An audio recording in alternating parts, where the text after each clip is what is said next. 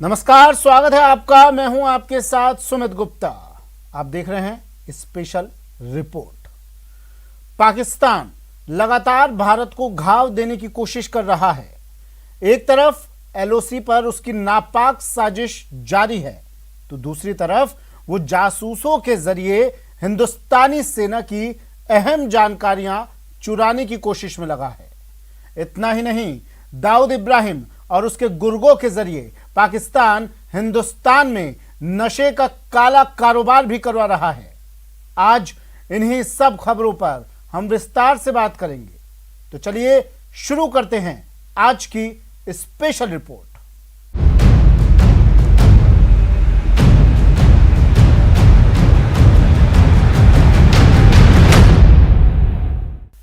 Special report में आज सबसे पहले एलओसी के पास पीओके में बने ड्रोन बेस की। पाकिस्तान ने एलओसी के करीब आतंकियों के लिए जो लॉन्च पैड बना रखे हैं, जहां से अपने नापाक मकसद के लिए ड्रोन का संचालन करता है, उस पर भारतीय सेना नजर कैसे रखती है, कैसा दिखता है वो इलाका, आइए दिखाते हैं आपको अपनी इस एक्सक्लूसिव रिपोर्ट में।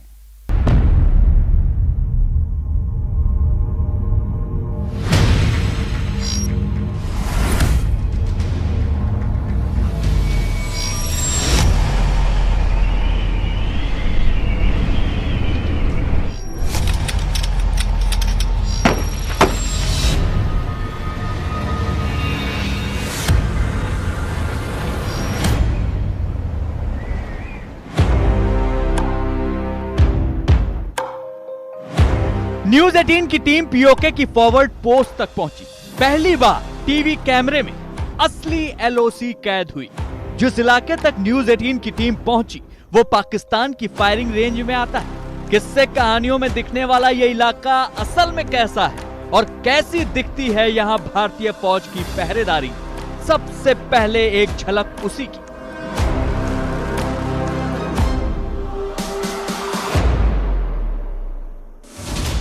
टीवी कैमरे पर पहली बार पीओके की एलओसी।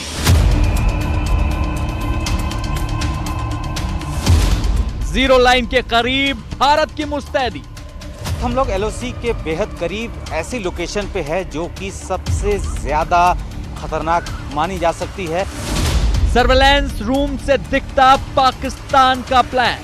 हम जो आपको दिखाने जा रहे हैं वो पहली बार टेलीविजन स्क्रीन पर उन सब चीजों को, उन सब तस्वीरों को दिखा रहे हैं। जाल में उलझी ड्रोन वाली साजिश। इस वक्त हम लोग एलओसी की फेंस पे है। आप देख सकते हैं कि एक कांटों की तार से पूरे एलओसी को जो है उस इलाके को जो है घेरा गया है। नार्को टेरर पर स्निफर डॉग की नजर।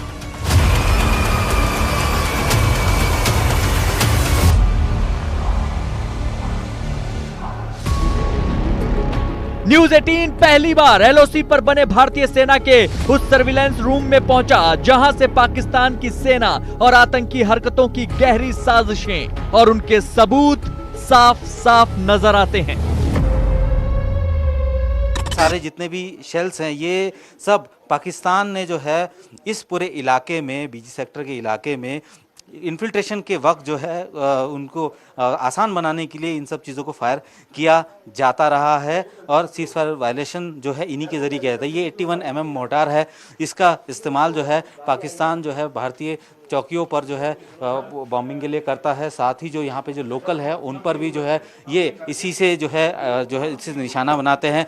उसके बाद ये आप देख सकते हैं कि ये 120 mm मोर्टार का टेल फिन है जो कि पाकिस्तान की सेना जो है यहाँ पे भारतीय चौकियों पर चलाती है। और साथ ही आप ये देख सकते हैं कि 105 mm यानी कि फील्ड गन, इसके आप शेल देख सकते हैं।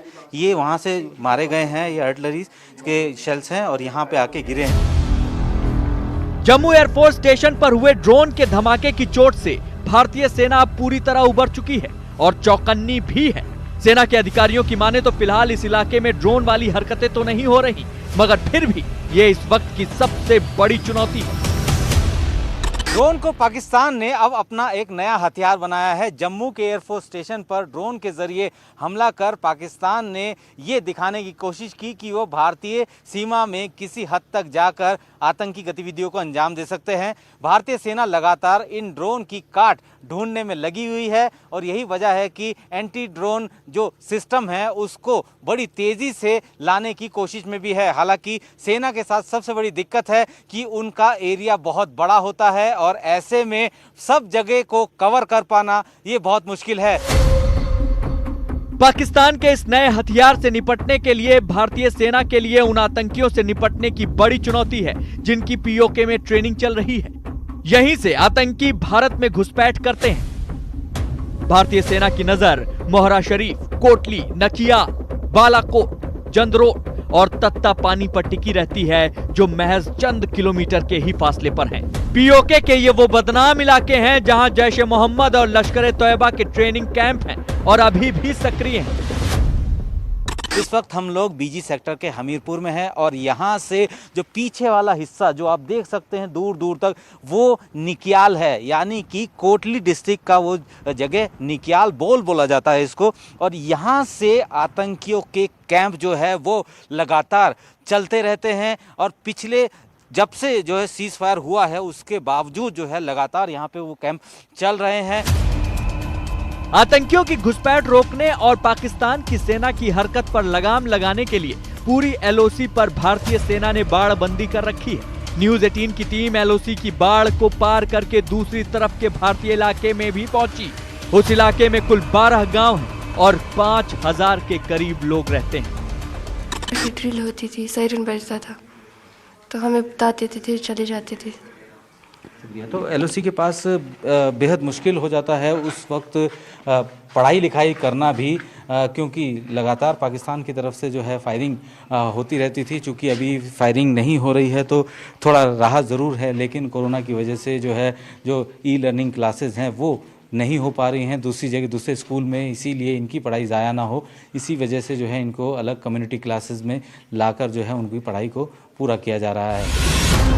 एलओसी पर लगी कटीली बाढ़ के दूसरी तरफ से आने जाने वालों पर सेना की पैनी नजर भी रहती है।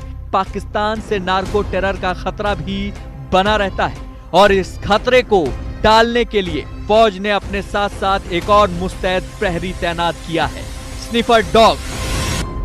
पाकिस्तान आतंकवादी गतिविधियों को बढ़ाने के लिए पैसा जनरेट करने की कोशिश में लगा रहता है और जिसका सबसे आसान रास्ता उसके लिए है नार्को टेरर, यानी कि जो ड्रग्स है, नार्कोटिक्स है, उसको जो है वापस जो है यहाँ पे भेजकर उससे जो पैसा मिलता है उसको जो है आतंकवाद में झोंका जाता है। लेकिन इस दरवाजे के उस तरफ जो है ज़मीन के रास्ते, क्योंकि यहाँ पे काफ़ी सारे गांव हैं और उस रास्ते कोई अगर ड्रग्स इस तरफ ना आए उसको सुनिश्चित रखने के लिए एक जो है यहाँ पे स्निफर डॉग जो है उसको जो है यहाँ तैनात किया गया है। बहरहाल इस फॉरवर्ड पोस्ट पर न्यूज 18 की टीम ने खुद अपनी आंखों से देखा है कि भारतीय फौज और उसकी मुस्तैदी ने किस तरह पाकिस्तानी मंसूबों पर अपना पहरा बैठा रखा है। आइए अब आपको ये बताते हैं कि पाकिस्तान की साजिशों को अंजाम तक पहुंचाने से पहले ही नेस्तनाबूद करने के लिए भारत ने किस कदर अपनी रणनीति बदली है और आतंक का खेल खत्म करने के लिए भारतीय जवान किस तरह के नए हथियारों से लैस हुए हैं।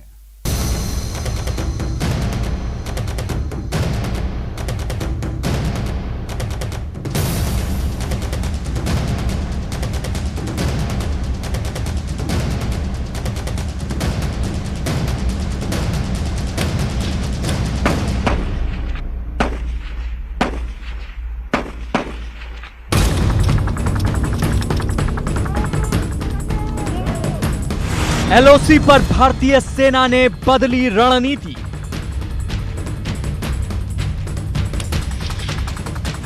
एलओसी पर काउंटर इमरजेंसी ऑपरेशन की झलक।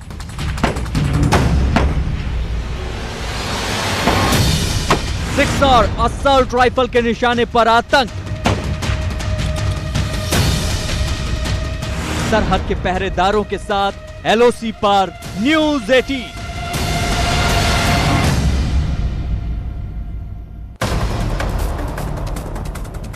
हाथों में असॉल्ट राइफल लिए भारत की सरहद की रखवाली करते ये भारतीय सेना के वो शूरवीर हैं जिनकी चौकन्नी निगाहों से कोई बच नहीं सकता। फिलहाल एलओसी पर भारत और पाकिस्तान के बीच हुए सीज फायर के बाद दोनों तरफ से गरजती तोपें बंद हैं, लेकिन पाकिस्तान की तरफ से एलओसी पर घुसपैठ की कोशिशें लगातार जारी हैं। लिहाजा भारतीय सेना ने भी एलओसी पर घुसपैठ को रोकने के लिए अपनी रणनीति और हथियारों में बदलाव किया है। दरअसल सरहद पर तैनात भारतीय शूरवीरों को अब नई 6 और असॉल्ट राइफलें दी गई हैं, जिनकी मारक क्षमता बहुत जबरदस्त है।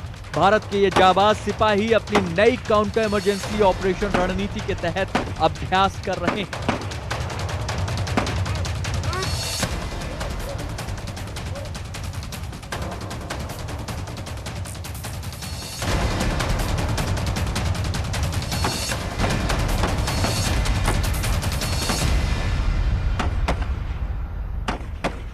भारत और पाकिस्तान के बीच एलओसी पर सीज फायर की सहमति के बाद से ऑपरेशंस में भी कई तरीके के बदलाव किए गए हैं। पहले ऑपरेशंस जो हैं वो सीधे तौर पर एक व्यू पॉइंट से भी किए जा सकते थे, लेकिन अब टारगेटेड ऑपरेशन होते हैं, यानी कि जब भी ऐसे आतंकी देखे जाते हैं जो इन्फिल्ट्रेशन कर रहे हैं, अंदर घुस रहे हैं, उनको पहले थोड़ा अंदर आने दिया जाता है, उसके बाद उनको टारगेट लगाकर किल किया जाता है। इस वक्त उसी का एक लाइव डेमोन्स्ट्रेशन है जो कि यहाँ पे जारी है। और सबसे खास बात यह है कि भारतीय सेना के जो जवान हैं लगातार जो फायरिंग कर रहे हैं, ये हाल ही में अमेरिका से लिए गए 6 और असॉल्ट राइफल है। इनकी मारक क्षमता बहुत ही जबरदस्त है। एक मैगजीन में 20 राउंड आते हैं। 2 मोड हैं इसके, जो कि एक सिंगल बस्ट राउंड और एक फुल मैगजीन बस्ट राउंड, यानी कि एक बार ट्रिगर करते साथ ही ये जो है पूरी तरीके से पूरी मैगजीन खाली हो जाती है। दरअसल एलओसी पर आतंकियों की घुसपैठ को रोकने के लिए भारतीय सेना ने अपने काउंटर इमरजेंसी ऑपरेशन की रणनीति में थोड़ा बदलाव किया है। सीज फायर से पहले भारतीय सैनिक आतंकियों के एलओसी पार करते ही उन्हें ढेर कर देते थे, लेकिन अब घुसपैठ की जानकारी मिलते ही सेना मल्टी लेयर एम्बुश लगाती है। इस रणनीति के तहत एलओसी पार करने के बाद आतंकियों को कुछ दूर तक आने दिया जाता है और जैसे ही आतंकी भारतीय सेना के फायर लाइन में आते हैं, उन्हें ढेर कर दिया जाता है। इसी रणनीति के तहत अब एलओसी पर आतंकियों को चुन चुन कर ढेर किया जा रहा है। इस रणनीति में आतंकियों को वापस भागने का मौका भी नहीं मिलता है और आतंकियों को ढेर करने में 6 और असॉल्ट राइफल अहम भूमिका निभा रही है, जिन्हें खास तौर पर अमेरिका से एलओसी पर तैनात भारतीय सेना के जवानों को दिया गया है। ये पहली बार कैमरे में आप देख सकते हैं भारतीय सेना की जो सबसे अत्याधुनिक असॉल्ट राइफल है 6 और उसकी फायरिंग। और जैसे ही भारतीय सेना ने इस राइफल को लिया, इसको सबसे पहले एलओसी के इलाके में तैनात भारतीय सेना के जवानों को दिया गया।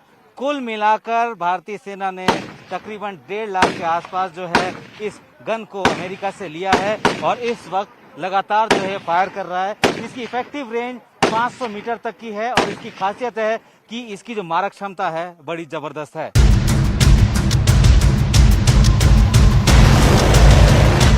ब्रेक के बाद स्वागत है आपका।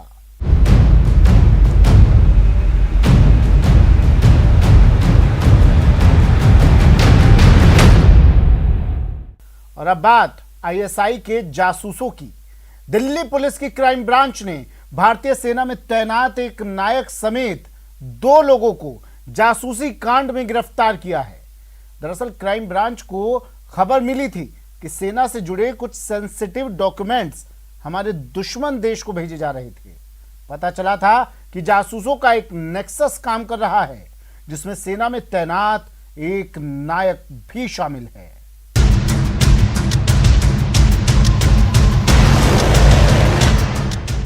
पाकिस्तान के लिए सेना की जासूसी करने वाले 2 गद्दारों को दिल्ली पुलिस की क्राइम ब्रांच ने गिरफ्तार किया है। पकड़े गए दोनों आरोपियों में एक सेना में नायक है, जबकि दूसरा सेना को सब्जी सप्लाई करने वाला ठेकेदार है। पकड़े गए दोनों आरोपियों की गिरफ्तारी के बाद पैसे लेकर आईएसआई को गोपनीय जानकारी देने के एक बड़े नेटवर्क का पर्दाफाश हुआ है। इस पूरे मामले में पाकिस्तानी दूतावास भी भारतीय एजेंसियों के रडार पर है।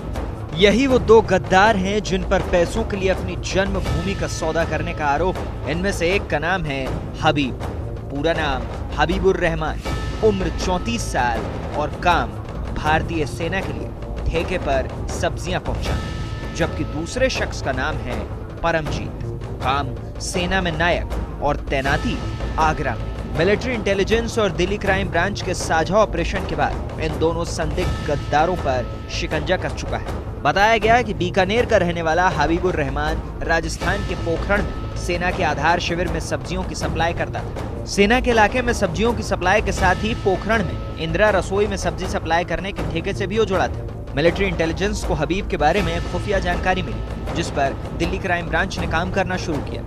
हबीब पर सेना से जुड़े कुछ संवेदनशील दस्तावेज पाकिस्तान भेजने का शक था। जैसे ही इस शक का कुछ पुख्ता आधार मिला, क्राइम ब्रांच ने हबीब को पोखरण से गिरफ्तार कर उसके ठिकाने पर छापे मारे। मौके से पुलिस को सेना से जुड़े कई संवेदनशील दस्तावेज मिले। गिरफ्तारी के बाद जब सर्च ली गई तो हमने पाया कि उसके पास कुछ ऐसे दस्तावेज मौजूद थे जो कि डिफेंस स्टैब्लिशमेंट्स की लोकेशंस के बारे में हैं, उनकी कुछ सेंसिटिव इंटेलिजेंस रिलेटेड इनपुट्स हैं, इस तरह के कुछ इंपॉर्टेंट दस्तावेज जो कि क्लासिफाइड हैं और सीक्रेट नेचर की हैं। हबीब की गिरफ्तारी से जासूसी नेटवर्क का अहम किरदार पुलिस के हाथ लग चुका था। हबीब से पूछताछ में ही परमजीत का सुराग मिला। तो फर्दर इस नेटवर्क का खुलासा हुआ कि आर्मी का ही एक नायक कांस्टेबल जिसका नाम परमजीत है, जो अभी आगरा कैंटोनमेंट में पोस्टेड है, वो इसका लिंक मैन था। बताया गया कि हबीब आईएसआई के लिए करीब 4 साल से काम कर रहा था। हबीब की परमजीत से पहली मुलाकात पोखरण में ही हुई थी। हबीब ने ही परमजीत को पैसों का लालच देकर सेना की गोपनीय और अति संवेदनशील जानकारी हासिल करने के लिए कहा था। परमजीत पैसों के लालच में आकर इस काम के लिए तैयार भी हो गया। परमजीत की पोखरण के बाद सेना की एक बेहद ही गोपनीय यूनिट में जब पदस्थापना हुई, तब भी वो सेना से जुड़ी गोपनीय जानकारियां हबीब के जरिए आईएसआई को मुहैया करा रहा था। दिल्ली पुलिस का दावा है कि गोपनीय दस्तावेज देने के एवज में परमजीत को अब तक करीब 9 लाख रुपए मिल चुके हैं। इनमें से कुछ रकम हवाला के जरिए मिली, जबकि कुछ उसके खाते में सीधे आए। हबीबुर रहमान ने पाकिस्तान के लिए जासूसी करने का जिस तरह फैसला किया, वो भी हैरतअंगेज है। इस पूरे मामले में पाकिस्तानी दूतावास भी सवालों के घेरे में आ गया है। बताया गया कि हबीबुर रहमान को पाकिस्तानी दूतावास ने अपने जाल में फंसाया। हबीबुर रहमान के कुछ रिश्तेदार पाकिस्तान के सिंध में रहते हैं। पाकिस्तान जाने के लिए उसे वीजा की जरूरत थी। आरोप है कि पाकिस्तान दूतावास ने उसके सामने वीजा के लिए एक शर्त रखी, जिसके मुताबिक उसे गोपनीय जानकारी पाकिस्तानी खुफिया एजेंसी आईएसआई को मुहैया करानी थी। यहीं से सिलसिला शुरू हुआ। बाद में हबीब जब पाकिस्तान पहुंचा तो वहां उसके संपर्क में आईएसआई और दूसरी एजेंसी के लोग आए। हबीबुर के कुछ रिश्तेदार सिंध प्रोविंस पाकिस्तान में रहते हैं और ये पहले पाकिस्तान ट्रैवल कर चुका है। उसी दौरान ये वहाँ के कुछ एजेंसी के हैंडलर्स के टच में आया है और उसके बाद उसने इस तरह की गतिविधियों में भाग लेना शुरू किया। हबीब के पास से जो दस्तावेज मिले हैं उनमें से कई बेहद गोपनीय हैं। आगरा में सेना की बेहद गोपनीय ऑपरेशनल यूनिट में तैनात परमजीत के इससे तार जुड़े हैं। हबीब के पास से कुछ गोपनीय नक्शे, ऑपरेशनल प्लान से जुड़ी कुछ अहम जानकारियां और सेना की गोपनीय चिट्ठियां मिली हैं। हबीब के पास से एक से ज्यादा मोबाइल फोन भी मिले। हबीब यहाँ से मिली जानकारियों को व्हाट्सएप के जरिए भी पाकिस्तान भेजा करता था। पुलिस को शक है कि जासूसी के इस जाल में सेना से जुड़े कुछ और लोग शामिल हो सकते हैं और इन पर जल्द शिकंजा कस सकता है। इन दोनों को जो इनके हैंडलर्स हैं उनके माध्यम से कुछ पैसे पहुंचाए गए। अब इससे आगे की तफ्तीश जो है अभी क्राइम ब्रांच कर रही है। आगे ये कड़ी कहां तक पहुंचेगी इसके बारे में अभी कुछ नहीं कहा जा सकता, बिकॉज ये अभी तफ्तीश का मामला है। दिल्ली पुलिस की क्राइम ब्रांच ने जासूसी के जिस नेटवर्क का पर्दाफाश किया, उसके तार पाकिस्तानी दूतावास से भी जुड़ते नजर आ रहे हैं। जाहिर तौर पर यह मामला बेहद ही संवेदनशील है और पाकिस्तानी दूतावास एक बार फिर से सवालों के घेरे में है। लेकिन जिस तरह से देश की रक्षा करने वालों ने ही देश के साथ गद्दारी की है, इस पर क्या कहा जाए। इस मामले में जिस तरह से मिलिट्री इंटेलिजेंस और दिल्ली पुलिस की क्राइम ब्रांच की तफ्तीश आगे बढ़ रही है, देश के कई गद्दारों के चेहरे भी बेनकाब होने वाले हैं।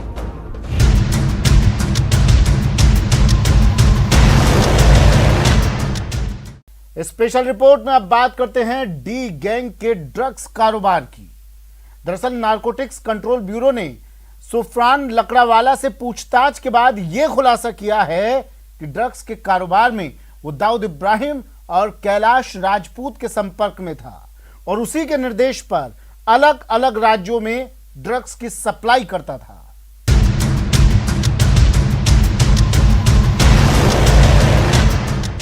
High profile drugs peddler Sufran Lakdawala के बारे में एनसीबी ने बेहद ही चौंकाने वाली खबर का पर्दाफाश किया है।